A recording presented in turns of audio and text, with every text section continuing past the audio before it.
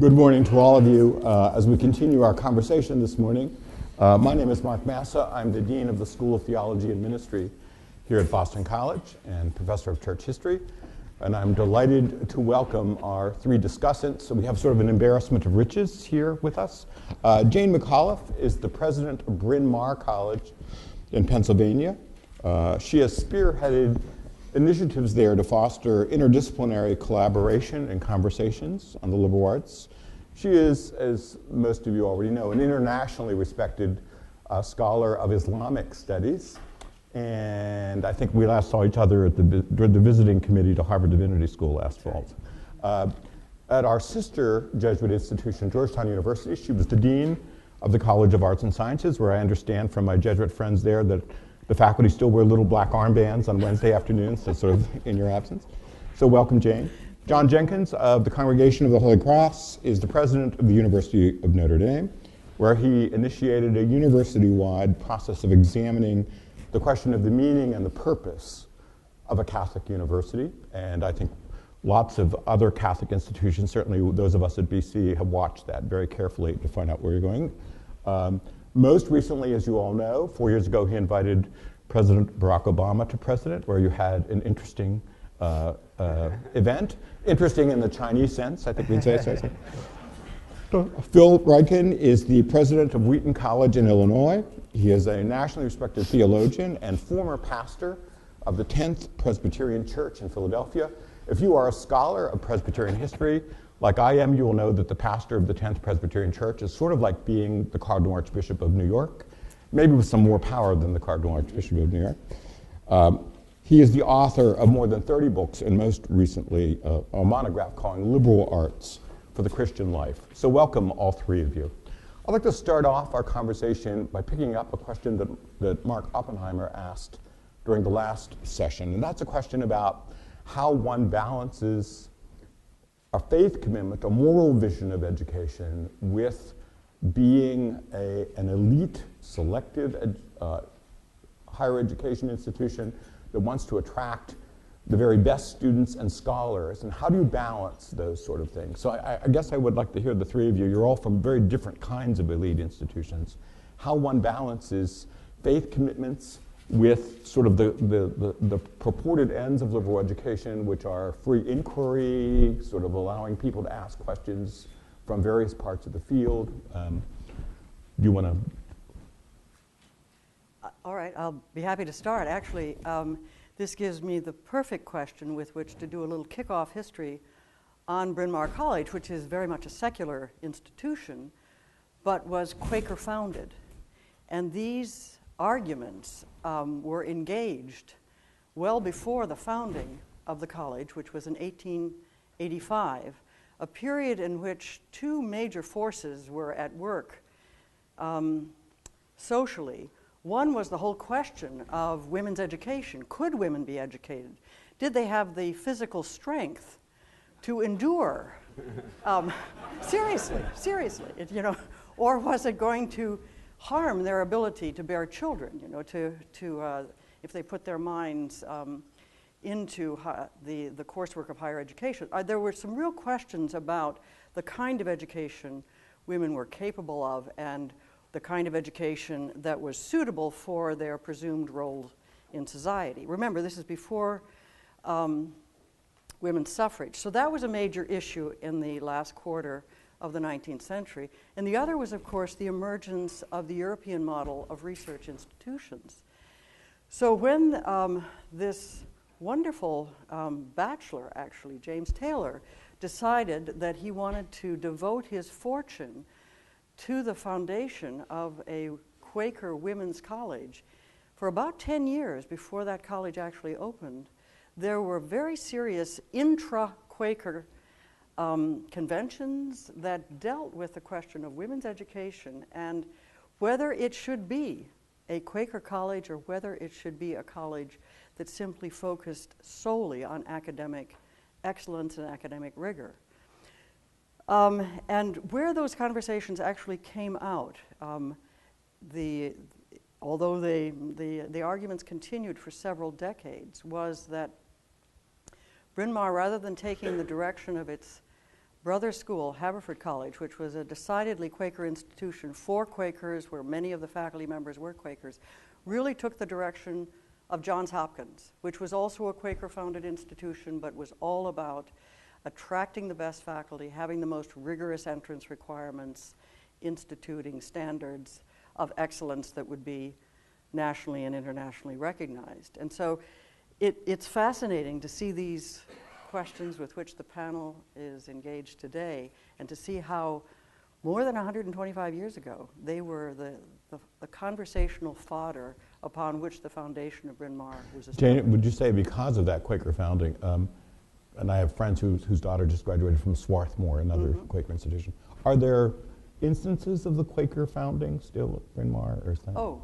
the whole ethos of the place is steeped in Quaker values in ways that we feel a little more comfortable talking about now than we did even 30 or 40 years ago. But the sense of the integrity, the importance of the individual, of reaching consensus as a mode of governance, of the focus on social justice and on social change, which animated the college in the very early years into several really important projects, one of which was to create the first college or university affiliated school of social work in the country. So those things continue to be a deep part of the culture of the college. Yeah.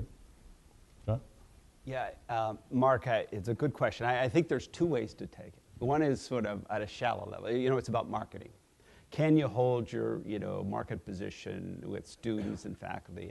And I think the answer to that question is an easy yes.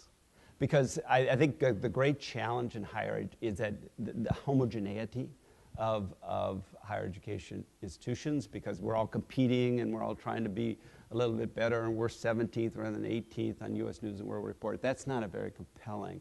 So I think the answer.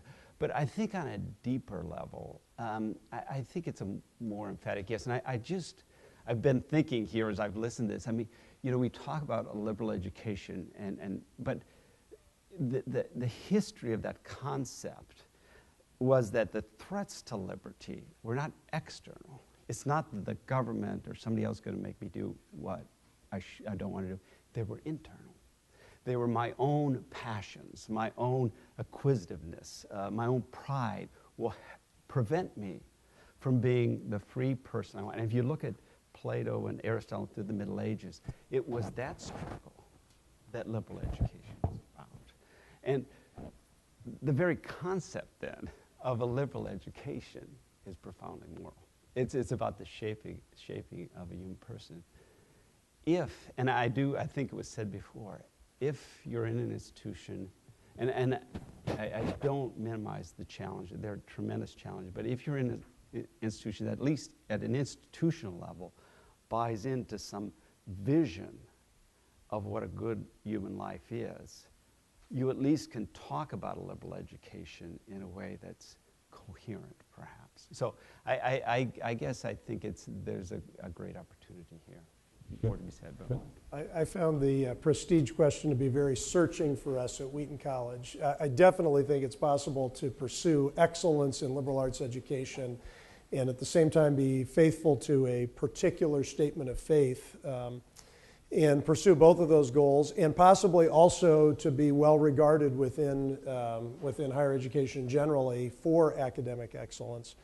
But I feel the weight of it partly because evangelicals sometimes wonder how we are regarded by the wider educational community. We want to be regarded as having a flourishing life of the mind and wondering if we're really being regarded that way. And then on the other hand, I think of the words of the Apostle Paul, who gives warnings about the way that knowledge can lead to pride. And we want to be faithful and we want to be humble, but we also want to do excellent work. So it's a searching question that we definitely wrestle with. Yeah, Phil and I were talking just before this session, and I asked him what the makeup of Wheaton was, and he said so many of this, so many of that, and a number of Catholics.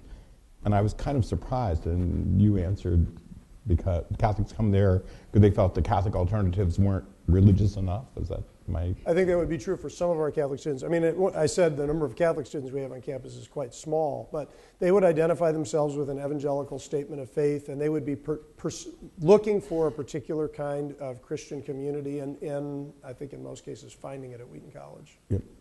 Now we come to the nitty-gritty, terrible questions. That is, there's different ways that an institution can hold on to a religious vision or moral vision. One of the ways is an institutional culture that Jane talked about. So there's an emphasis on consensus, upon individual respect and search for knowledge, which is very much in the tradition of the Society of Friends.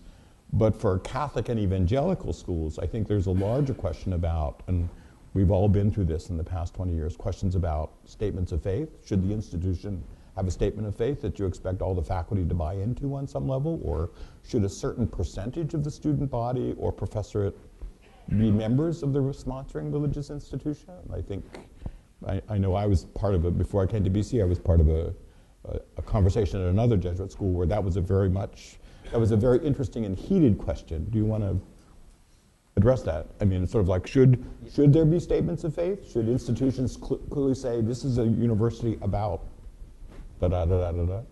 Well, a few things to be said. First, a university is the collection of its scholars, right? I mean, you have a building endowment, all this stuff, but it is the intellectuals that do the teaching. And so if that group of people don't buy into some vision of what education is, you could put out all the glossy stuff you want. You don't have it. And so you have to. Now, yes. The answer to that question is yes. And I think, as you know, Mark, with a Catholic institute, you have a sort of robust ecclesial dimension. And that's complex and it's often difficult, but it can't be ignored. At the same time, I mean, I'm just tremendously proud of listening to someone like Nathan Hatch or Mark Knoll, who were tremendous Notre Dame faculty members, not in the Catholic tradition, but had a resonance with it, so that they contributed. Ivo Patel talked about Muslims, and we have some of those that we'd like to have more. But there can be, I don't think you have to be, I think you can be embracive, but I think there has to be, people have to see an overlapping consensus about the sort of conversation you want to go on, go on at the university, if you're going to have a kind of distinctive view. So if I'm hearing you correctly, are you in favor of the idea that there has to be some sort of explicit process at a place like Notre Dame or Boston College or wherever that says, when you're interviewing faculty, this is a Catholic place. How do you feel about that? I think if any institution doesn't ask that question, they're not doing their job. I mean, what are we about here? We're about educating people. We're about discovering. If you don't ask, how are you going to contribute to that community? I don't know. I mean, what do you ask? I mean, is it only about how many publications you got or where you got? I mean, if there's a rich intellectual community, there's got to be some common vision. It doesn't have to be unanimity, and it doesn't have to be a homogeneity, but there as I say, an overlapping consensus about what we're trying to do here. So I certainly think so. But again, I think the danger is you kind of become too narrow, or there becomes a litmus test. That shouldn't be it. But there should be some common vision animating the institution. Otherwise, I don't know what you have. So last night we heard Nathan Hatch commend Boston College for its middle ground, not in the direction of something highly relativized, but also not something highly homogeneous, but appropriately pluralistic. And I would want to make a similar kind of argument for higher education as a whole, that there's something valuable about having a pluralistic context of different institutions with different missions, including some institutions like Wheaton College, which are, to use Cullen Murphy's term, avowedly sectarian. We certainly are that, made up of many evangelical denominations, but having a clear and fairly robust statement of faith that gives us a strong sense of institutional identity. I think that's a source of strength for us. I also think in various ways, and maybe we'll get into this, it fuels and nurtures a vision for liberal education. I definitely do not think that every institution should be like Wheaton College. I think we have a variety of different kinds of institutions, each of which should have their own strong sense of mission, and that there's value in that wider pluralistic context. But we certainly have a statement of faith that we expect faculty not only to sign, but also that those are convictions that they in various ways will inculcate through their teaching. So I guess my question then is, where does that question of faculty hiring, the Jesuits call hiring for mission, is the famous thing. So I always say that if you have the faculty, it doesn't matter what the front page of your bulletin says.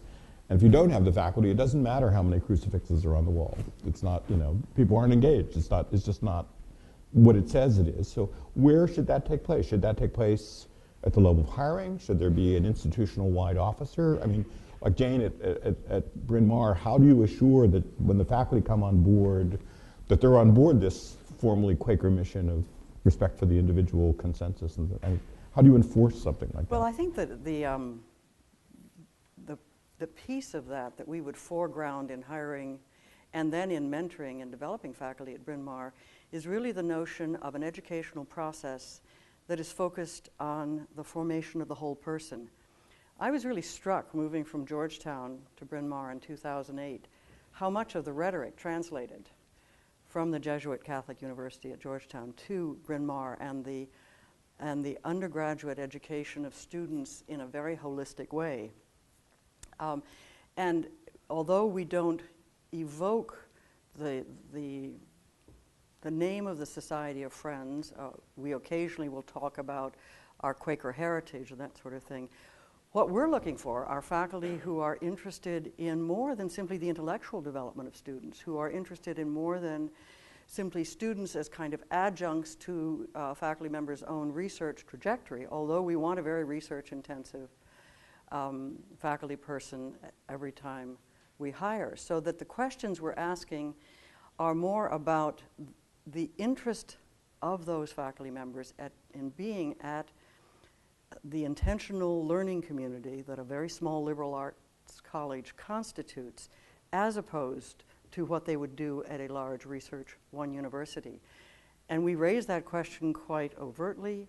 We then, as faculty are coming in, mentor them around the mission of a college like Bryn Mawr, and at the point of tenuring and then eventual post-tenure reviews, continue to press on that matter of fit for the mission of the institution as we conceive. And that's exactly the question, because I know the Jesuit lingo is cor personalis. The Jesuit institutions are committed to the care of the whole person. Right. And you're talking about the Quaker sort of evanescent reality of Bryn Mawr is pretty much along the same. Very much along the same.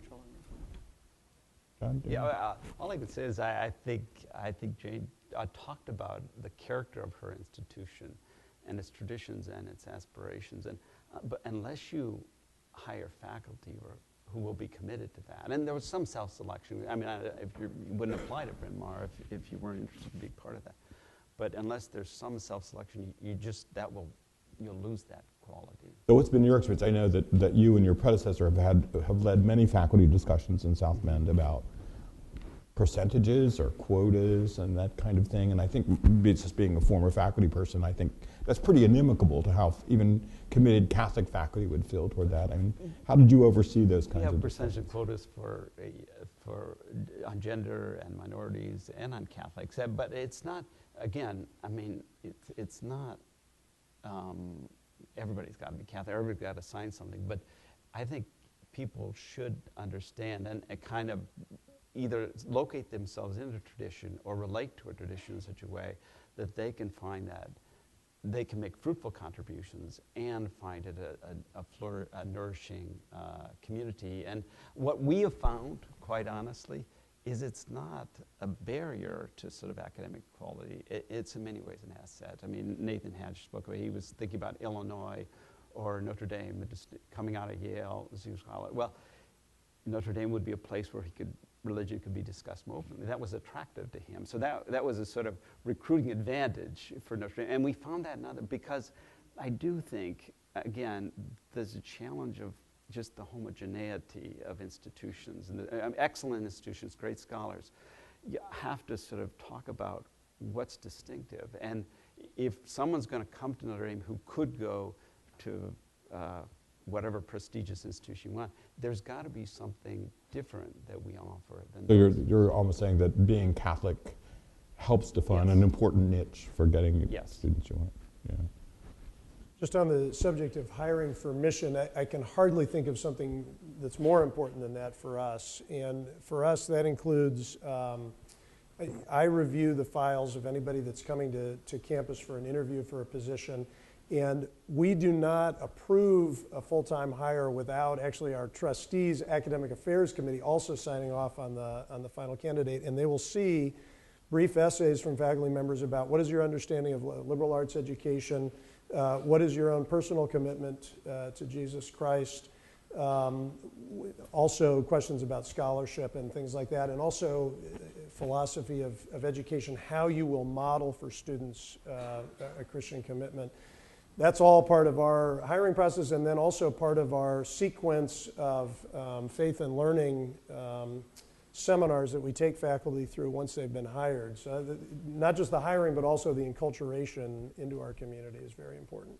So what's your sense? I mean, I say this as a historian. Historians make lousy prognosticators for the future, but what's your sense of the chances of faith-related institutions in the future? I mean, for the past 30 years, we've had very smart studies like D.G. Hart and Phil Gleason and folks like that about looking, at least initially, at the Protestant institutions. I mean, most of the great institutions in our country were started as Protestant institutions to train ministers. They are now avowedly secular. And I think there was a fear, at least in the Catholic Academy, and certainly I think in the evangelical section of the Academy, about going that same route. How do places like Wheaton or Notre Dame or Boston College or Georgetown hold on to their identity and remain true to that while navigating the treacherous rapids of sort of being elite institutions and looking for the very best students? What would you?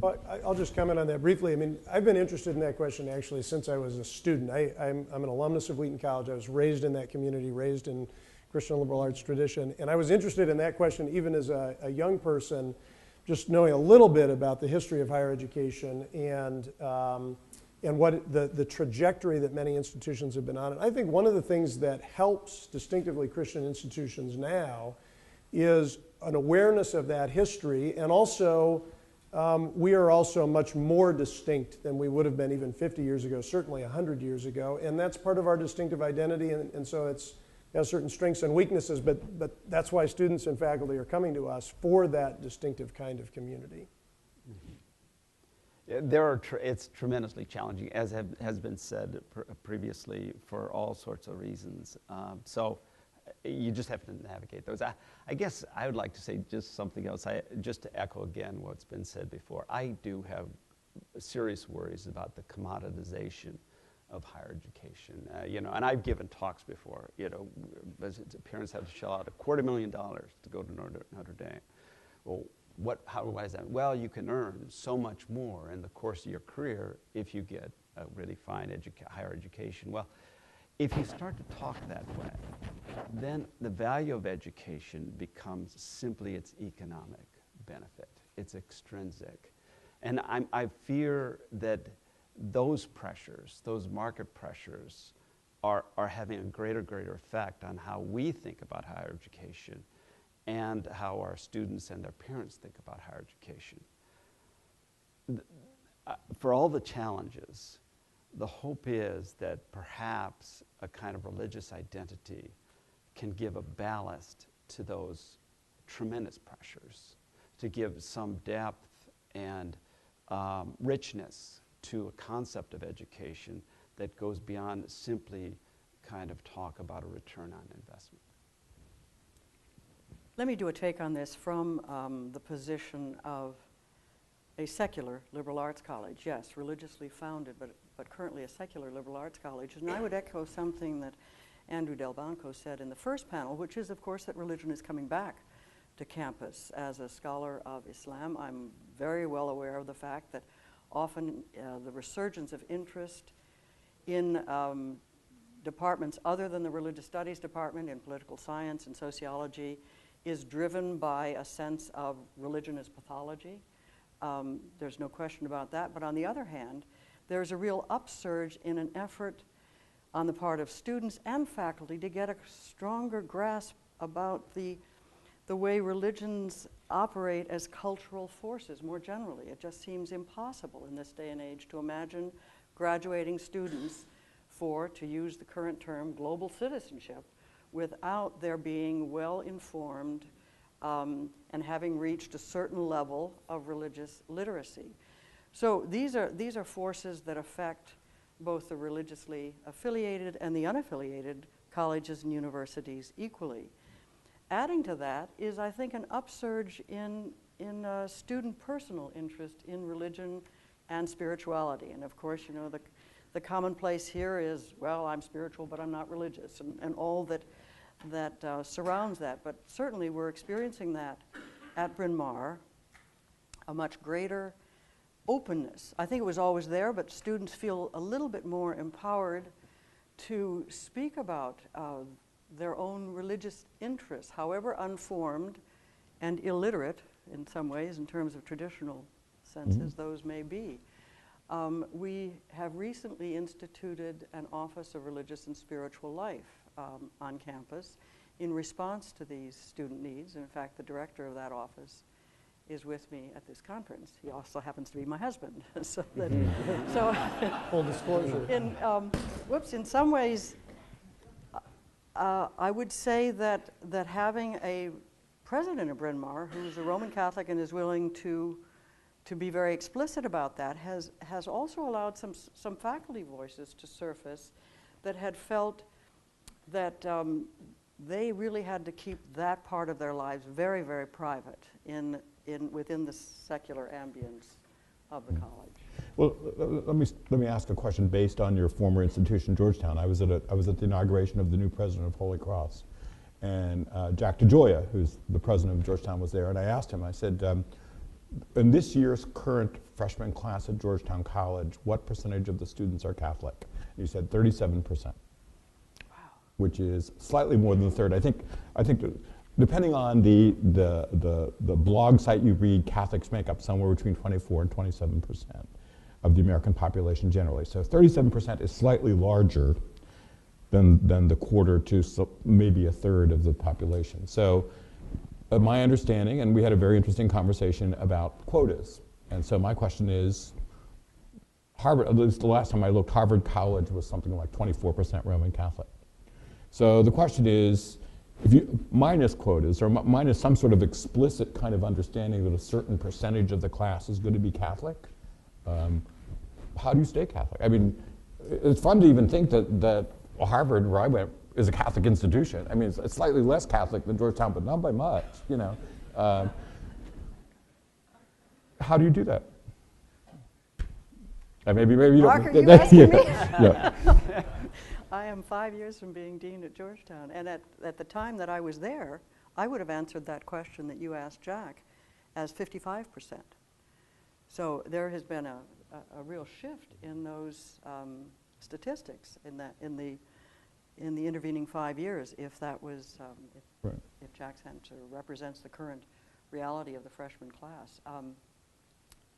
I'm going to pass on the question to Georgetown. Yeah, no, this is a question. Yeah. You know, I do think among the challenges here is the weakening state of religious institutions in this country. I mean, the Catholic Church is a good example of its recent struggles, and young people feel less identified with it. At the same time, unless religious institutions are strong, it's hard to sustain a robust religious life individually or with a kind of generic commitment to spirituality. And so it's important. I mean, and different institutions relate to this in different way. I do think Notre Dame explicitly feels committed to the institution of the Catholic Church and to providing leaders for it. Not that it's exclusively Catholic, and not that others aren't welcome, but just as if Bryn Mawr says, look, we want to educate women and train them to be leaders in society, it would be silly if they didn't attend to the percentage of women at Bryn Mawr. I mean, that would be silly if 90% of your student body is men and you're really committed to training, women as leaders. So similarly, at a place like Notre Dame, and I think Catholic institutions have different roles. I think it is important to try to find people who locate themselves in that tradition and can be the leaders for that tradition tomorrow, because it's important for the religious life of people in that institution. And do you often get questions from applicants who aren't Catholic? Was the reason that Notre Dame said no to me is because I wasn't a Catholic? Or, I mean? We get that question, as well as, you know, legacy, as well as, you know, many other questions. I'm not going to be able to help you on Catholic quotas for Catholic universities. I could go back, though, to something Jane mentioned, which I think is definitely a challenge for us. And she was talking about how important it is for students to be literate religiously.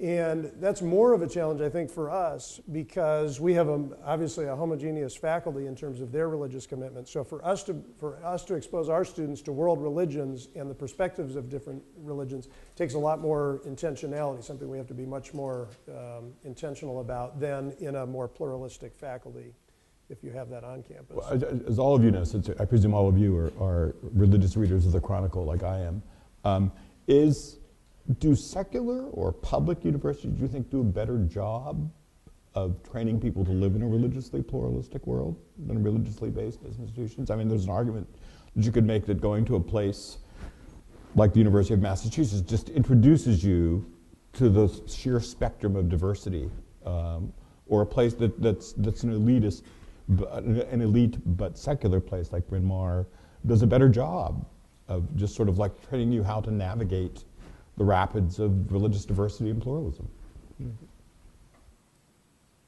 I'm not so sure, but maybe it does go back to the question of quotas, because certainly, and here I will reflect on the two institutions that I know well. Georgetown was very intentional about educating students within a strong sense of religious pluralism and introducing them to other religious cultures. And this was done both in the curriculum and well beyond the curriculum. At Bryn Mawr, it operates somewhat differently, and I think one of the things we haven't begun to talk about yet is the role of residential life in the undergraduate colleges, and just how formative that is for our students. These, if they're done right, and if they can be, and Bryn Mawr is very small, so we have the advantage of a very small size, but they are an extraordinary hothouse of almost utopian living and thinking very seriously about how one creates community, how one builds a sense of unity among all of the diversity. We have a very diverse student body at Bryn Mawr. Well over 50% of our students are either American women of color or international students. Almost 25% of our students hold foreign passports. You don't just toss all of those young women into the room and say, now play nice with your toys. You know, you think very seriously, and you work constantly at building community in a student body like that. And that includes all forms of diversity, ethnic, religious, cultural, across the spectrum. So I think that's an important way in which some of our institutions can. So is there a sense then that Bryn Mawr and the residential life side of Bryn Mawr might do that better than previous institutions you've been at? I don't know that I'd be judgmental about it in that fashion. I think it is one way in which we form students and we create that kind of citizenship for the world that will be an important part of their lives going forward. In some sense, yes. The first non-Catholic institution I attended was Oxford University as a graduate student. And so I went through this Catholic institutions, and I learned things there and interacted with people that was helpful. But I guess at the same time, my worry is a bit that in this country, religious identity is sort of becoming more and more like ethnic identity. It's just, something you're born with and, you acquire. And the sense of being formed within a religious tradition, letting it shape your deepest moral convictions, letting it shape your religious convictions, letting it shape your aesthetic convictions even, we're losing that a bit. And so, if all we have is sort of a bunch of people who kind of were born into a certain religion and they get along, yeah, that would help. But do you have kind of the intellectual, spiritual, moral formation in that tradition that would let that person articulate what that tradition means to those other people with whom they share, a community. That would be my question. Just say for our students, a little over 60% of students at Wheaton College attended public high school. And within 5 years, 70% of our students are in graduate school of one kind or another. And so, many of our students will have other opportunities to rub up against people from other religious traditions. And there's a value, I think, in having, for some students, each student should go to the school that's really right for them, I think. There's so many great opportunities in this country. But there is value in being in that community which encourages a life of Christian discipleship for a season of your life that then is preparation for the rest of life. But I say that having already acknowledged, the challenge for us and the need for intentionality about exposing our students to other religious traditions. Which I think is just part of being, liberally educated. The word here that's come out that I think it's an important word is intentionality. You're saying that Georgetown's very intentional about its Catholic.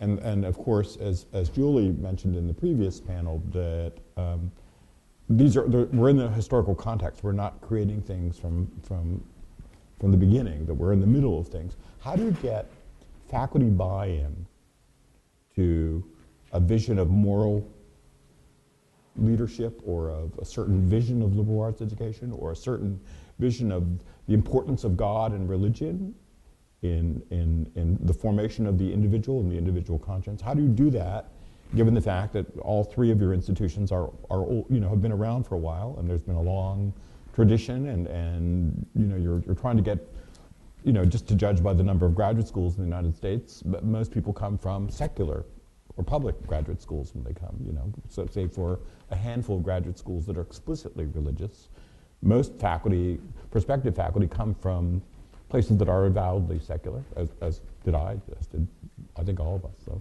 how do you do that? How do you get faculty buy-in? Well, I would not get faculty buy-in, I think, about a particular religious view of the institution, but certainly where it does operate, and I think has long operated, is in the importance of basic humanistic values as shaped by the Quaker tradition, the importance of the examined life, of being self-reflective in one's educational journey, but then personal journey as well, of doing good, of learning within the context of an intentional community like Bryn Mawr, that there is service to others that is an important part of how one lives in those 4 years, but then would expect to live going forward. Another important overlay of that for Bryn Mawr is simply our founding mission, which is about the advancement and the empowerment of women.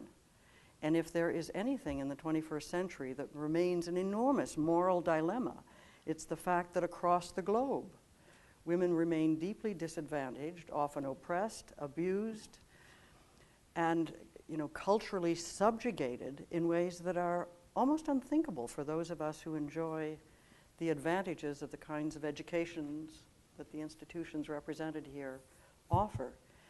So that, as this is something that as a faculty and as a student body we are thinking a great deal about, and understanding how, because of our heritage, because of our history, we can be a pretty powerful voice in this arena, and we have to exercise some institutional agency to do that.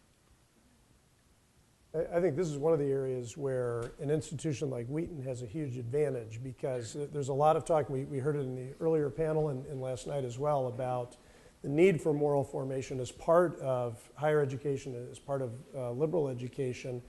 That's a built-in advantage for us because we already have shared convictions about what character looks like. It's Christ-like character. We have on our campus a community covenant, which is in effect an honor code that details some of the things that we're looking for in a virtuous life. Most of the faculty that would apply for a position at Wheaton would already be moving in that direction, and then would have a chance to consider, is this really the community that is a full expression of who I am? And even in our tenure and promotion process, we consider the component of mentorship and what we would call spiritual discipleship as one component of what a faculty responsibility is. So this is one area where I think we have an advantage in something that's very important in liberal education, and it's this character formation. Well, I would say I think the Jesuits here at Boston College and other institutions are doing much better at this. I know you have done a lot working with faculty and helping them reflect on the institution and Jesuit ideals, and I think we have a lot to learn from you. I think for us, I think there are elements of sort of a broad Catholic vision that people can relate to who aren't Catholic. I mean, service to people in need is something that our students embrace. The Center for Social Concerns, Billy's ran that, is something that directs students to service, and faculty are very excited about that. Ethics across the curriculum is something that faculty can relate to. So I think there are elements of the vision. Faculty may not be Catholic or buy in the whole, but they can become enthusiastic about certain elements of it. I think of the Georgetown statement called centered pluralism, which is a very smart sort of thing where the center is Jesuit and Catholic, but there's overlapping circles, and hopefully all faculty buy in on some level of that kind of thing. But I mean, how do you hold on to a religious and moral vision and not be perceived as sectarian? I mean, the one and only college hockey game I've ever attended was last year at the Beanpot here in Boston, and the Boston College was playing Boston University, and Boston University started chanting Sunday school, and the BC students started chanting safety school, you know. How do you hold on to kind of that sort of, you know, or in a place like Bryn Mawr, is there a perception that places like BC or Notre Dame are in some way sectarian that's problematic or unfaithful to the liberal ends of higher education? Or not? Or is that a dated? No, I don't think there is that perception. I mean, these are very prominent and very research-driven institutions, and they're highly respected, and our students know graduates, or our graduates know graduates of these institutions. I don't think there's any sense in which they're perceived as somehow second-rate or second-class because they are religiously identified. I have to say, I don't, without over-insight, I think there's a tinge of skepticism in the broad academic world that, you know, you can be genuinely religious and a serious academic institution, a serious research institution. I think that's out there. But, well, that's okay. I mean, you know, you just have to do it. And have you personally experienced that in dealing with other college presidents or university presidents? Not my colleagues. I mean, they're very respectful. But I think, you know, the ratings game, it's sort of who's good and who's not. And I don't think it helps you to be religiously affiliated, you know, in the rank, you know, with the reputational game. Do you think there is a bias in the rankings? I don't want to overemphasize that. You know, there's loads of biases. I think being from a small Midwestern city is a black mark. You know, if we were in New York or Boston, I think we'd be in better shape. But you know, that's just life. And you know, it's again, if the quality of your faculty, its research, and its teaching is superb, that's going to be recognized eventually. But to me, an important question would be not just are we a sectarian school, which of course we are we charitable in our relationships with others? Do we value academic freedom? Are we interested in engaging a much wider world of ideas than simply what comes from the Christian tradition? And those are all important values for us in terms of curriculum, in terms of classroom, in terms of research, in terms of the connections that our faculty have in the wider scholarly community. So I think you know, there's a right kind of sectarianism in a pluralistic context. And probably wrong kinds of sectarianism as well. I'll add one small point, and admittedly it's a little bit controversial, but from the perspective of a women's college, the track record of religions around women is an issue. Certainly, you know, and here I would put in some ways Islam and Roman Catholicism on an equal plane. So there is some skepticism around why would an intelligent woman continue to be a Roman Catholic? If she is really interested in women's leadership, if she's trying to train the next generation of women's leaders, then how could she possibly intellectually remain associated with, affiliated with a tradition that does not do that? Yeah, you don't need to leave evangelicalism out of your list Well. either. But This is confession time. So certainly, I think some of the best principles in all of those traditions, certainly I think that of the Christian tradition, recognize the dignity of all persons and desire women to flourish as much as men. And it's a matter of recovering and grasping onto those principles, sometimes in spite of the history. I would only say, I mean, if it's the, I agree with you, Jane, and it's a tremendous challenge. If institutions of higher education aren't there to provide a different voice, it's not going to get better. And that's why I think the connection between institutions of higher education and ecclesial bodies is an important one. The vitality that has come to the Catholic Church from having universities from the 13th century on is tremendous. Had it not had that, I think it wouldn't have been helped. Now, but people like me and Bill Leahy have to deal with those tensions that, frankly, are extremely difficult to deal with. They're extremely difficult. But I don't think it would be helped, either the institution, the religious institution or the university, really, to kind of break off that dialogue as has happened in many ways. Yeah. I want to prescind from questions about your three institutions or previous institutions you're at. I guess I would like to hear your opinions about how well you think faith-based colleges and universities are doing in this country in terms of balancing vibrancy of intellectual life and production of knowledge with loyalty to mission. I mean, you know, I think all three of you are from, in a sense, privileged institutions that do it quite well, I think.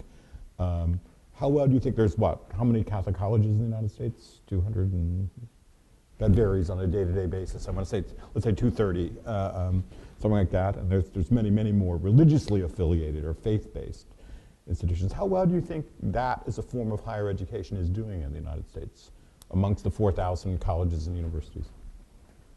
I think the pressures on colleges and universities, and I keep reflecting on our title. Ironically titled. Yeah. Religion and the liberal aims of private elite higher education is really what we've been talking about all morning. All of the colleges represented here are just a tiny fraction of the overall spectrum of the 18 million undergraduates in the United States, most of whom are over the age of 25, most of whom are in public institutions. A great percentage are in two-year colleges, most of whom are going to college and working and raising families at the same time. So, I mean, for a moment, I'd just like us to frame the larger environment of American higher education as we think about then the forces, the pressures on all of these institutions, which of course impact us differently in different sectors of this broad spectrum.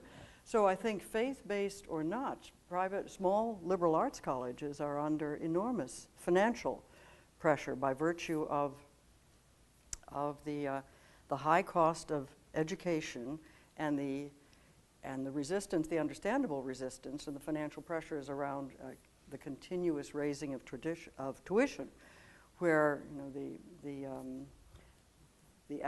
income averages of Americans and the tuitions of our institutions have really started to separate in a rather dramatic way. So I don't think the pressures are so much around their religious identification as they are around huge economic forces that are affecting the whole sector. Yeah. I mean, I would say, you know, it's the best of times and the worst of times. I think there are tremendous challenges, but I continue to believe that, at least with regard to the religious institutions, it's to have a distinctive vision of education. It can be a great benefit and can be a source of vitality and can be a source of strength. And so it's just a matter of using that, take advantage of that. But there are challenges in some of those Jane mentioned about finance and other things. Just comment on things that we talk about in the Council of Christian Colleges and Universities. That would be 110 evangelical institutions from around the country.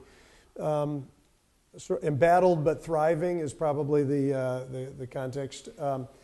And to me, there's no doubt that the overall level of scholarship has been rising in recent decades in evangelical institutions.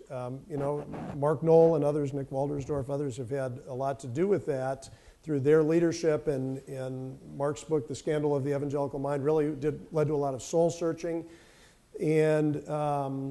But it's been productive, and so I think things have moved in a good direction that way. I also think that the economic pressures that many of those institutions face are acute. And so when we're in gatherings of whether it's the provost getting together or the chief financial officers getting together, the presidents, there's a lot of concern at a lot of institutions about how well they will be able to survive. And you have all of the pressures of, focus on professions and careers that's inimical in some ways to liberal education. All of those pressures are acutely felt at evangelical institutions. And the other thing we talk about is, if you take all of the students in the United States of that age, your sort of 18-year-old students who identify as evangelical, 2% of those students end up in evangelical institutions. So there's a lot of students there to come to those institutions. A lot of them are going, obviously, to other institutions. So making sure that we're in the mix as one excellent option for education is something that's important to me and my colleagues. And all three of you have touched on this, so I guess my last question, and then we'll turn to the audience, is the religiously or faith-based institutions that seem to be thriving are the ones that have the largest, percentages of people who are disappointed applicants, which was said as sort of an inverse measurement of your success, seem to be ones that are quite elite and take a small percentage of the applicants they take. Is it possible to have a network of religiously or faith-based institutions that are successful at holding on to their religious vision and financially viable simultaneously? Is that possible, or in a sense, is it a question of there can only be a very small percentage of faith-affiliated schools that do well across the board, and then the other ones were just fated not to, for all kinds of, not necessarily for religious reasons, but for market reasons? And what do you think? I really do think it's the latter. I don't think it's, again, the religious identification. I think it's the pressures that are being exacerbated by the emergence of new forms of online education. If in all of the professional associations that I frequent,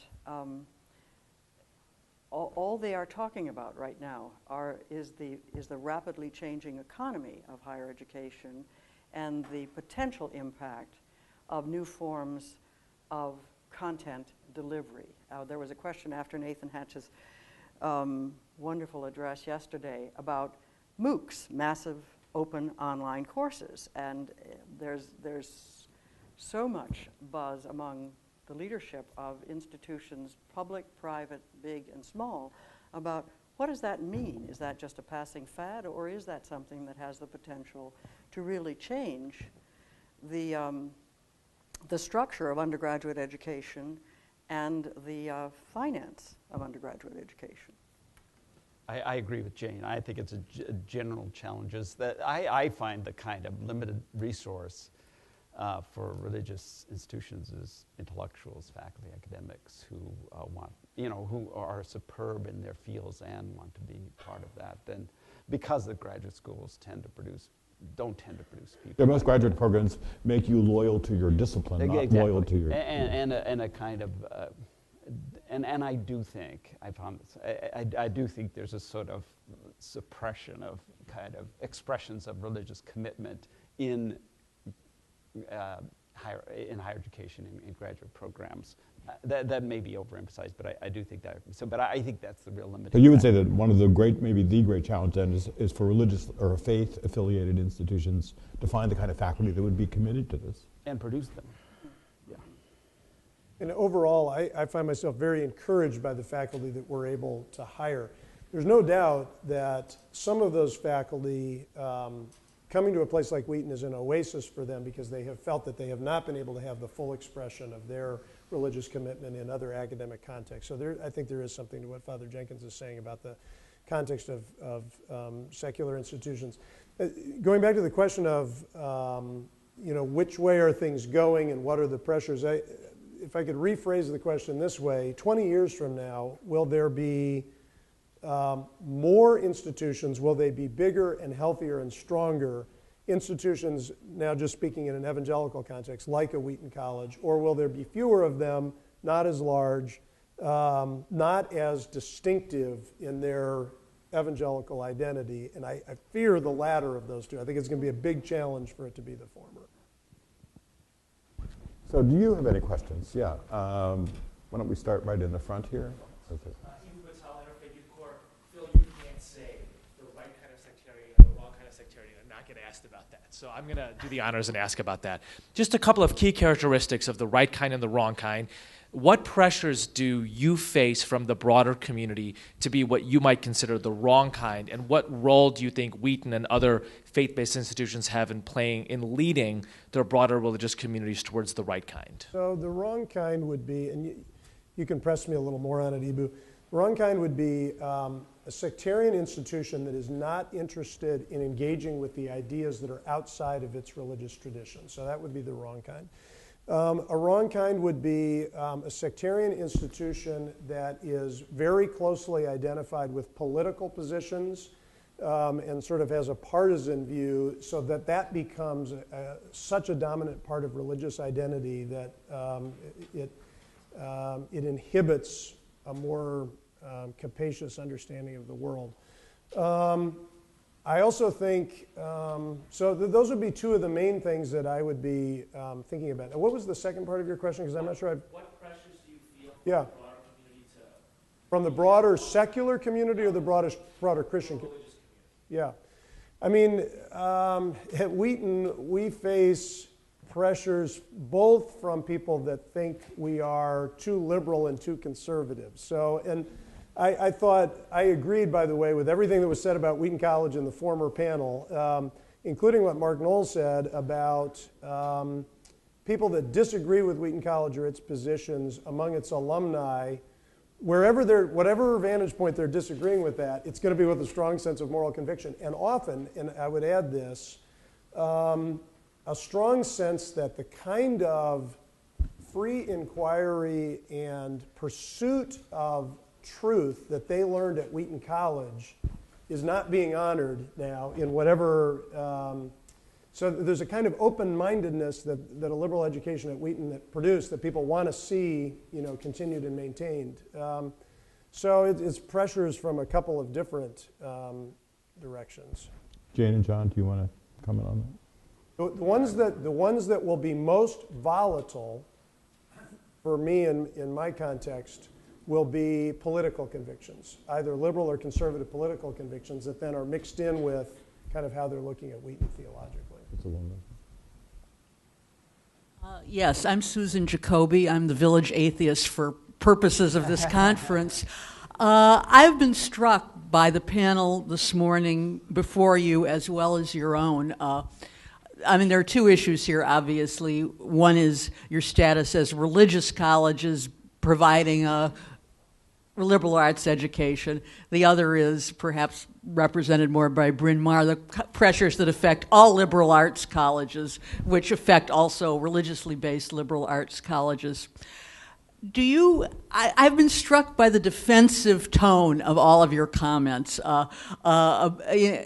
posing liberal arts education as opposed to the concerns of parents who don't want to spend $50,000 a year for something that's not going to get their kid a job. I'd like to hear what the panel has to say about maybe just the advisability of saying, we are providing something very valuable. If you don't want to come, you don't have to. You all have many more applicants locations than you can take in. Obviously, there are people who think it's important. And I'd also like further comment on something that Dr. Hatch alluded to briefly last night. You're all taking care to talk very respectfully of this digital education, which I personally consider a consumer fraud, both as somebody who is an atheist and somebody who's interested in liberal arts. So I'd like to hear more about what you can say, not in defense of yourself, but just for yourself, and to hell with all of those people who are giving you trouble. Now, to be clear, I didn't put her up to this. Okay. Okay.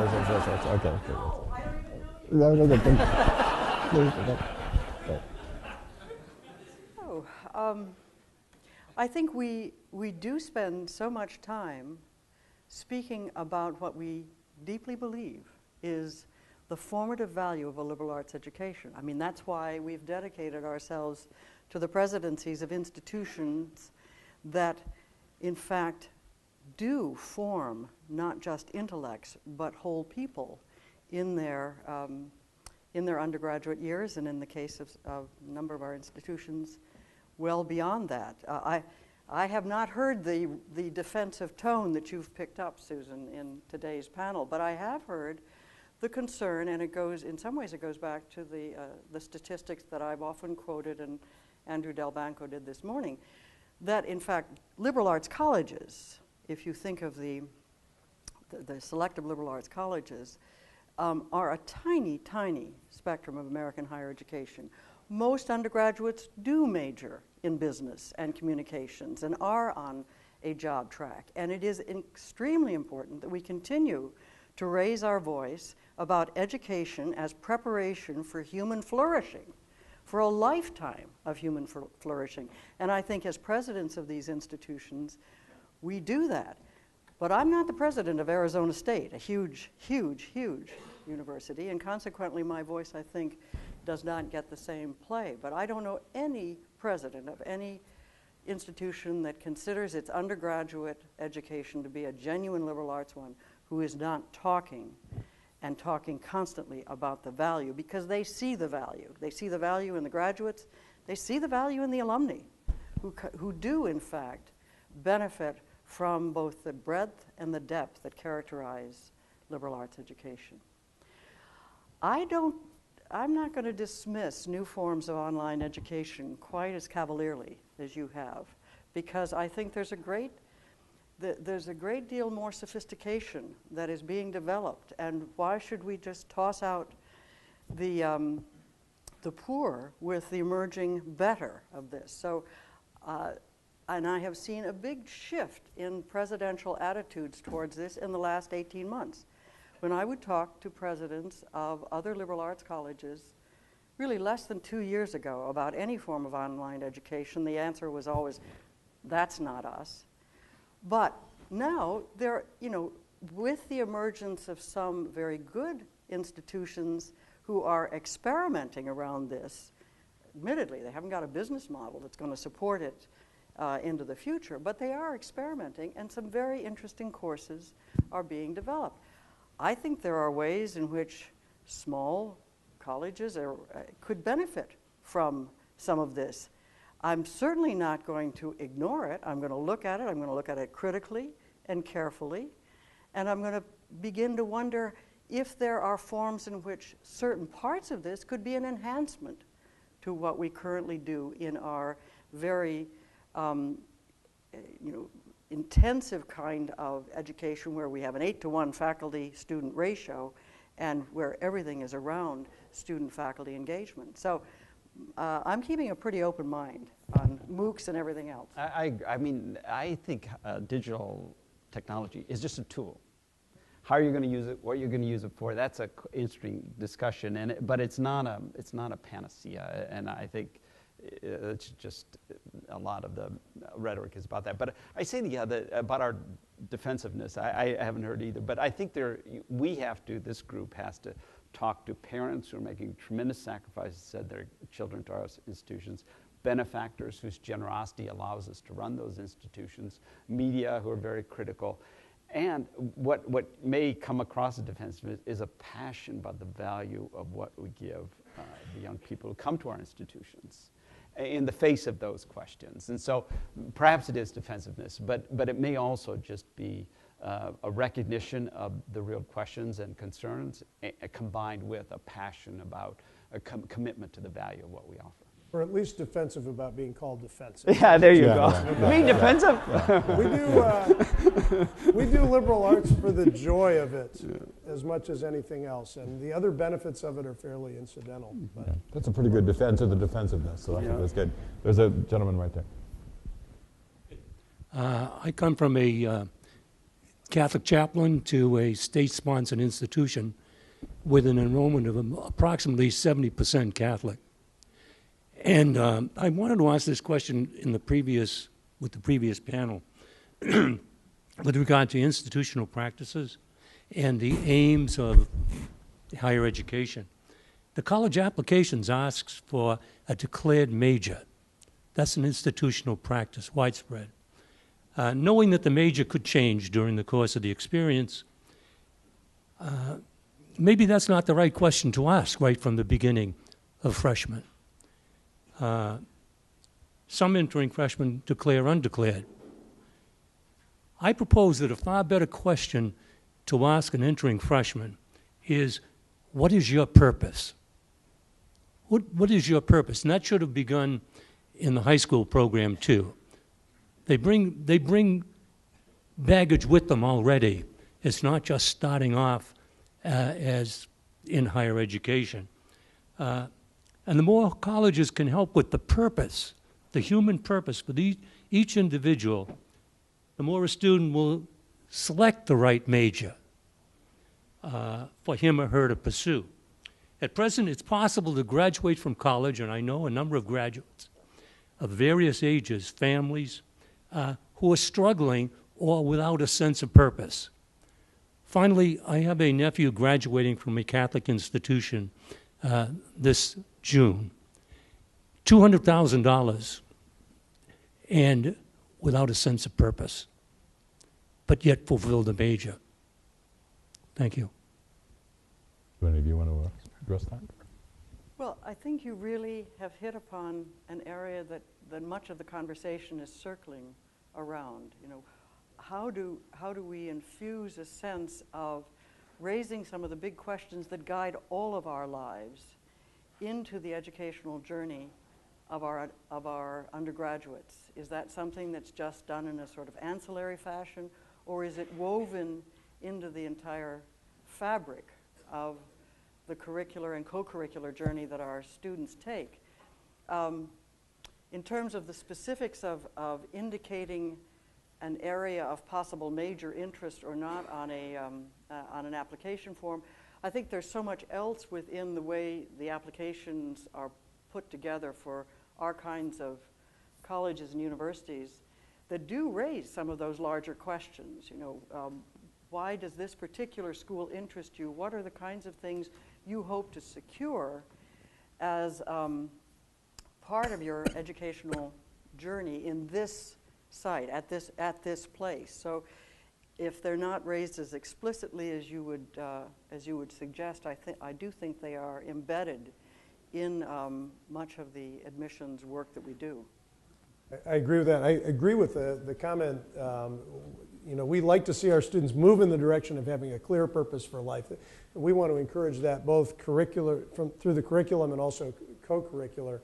I resonate with the question also as a father of a college sophomore who came in as an undeclared major, and he was much more concerned about not knowing what his direction was than I was. I think college is a time to explore, particularly in a liberal arts context. Give yourself a chance to fall in love with a discipline. About a month ago, he called me into the dining room. We had a bunch of students in our house, and he said, "Dad, I've got it figured out. I'm going to be an international relations major." And I said, "Okay, great, that makes sense. He's really enjoying his IR class right now. And I'm going to study astronomy."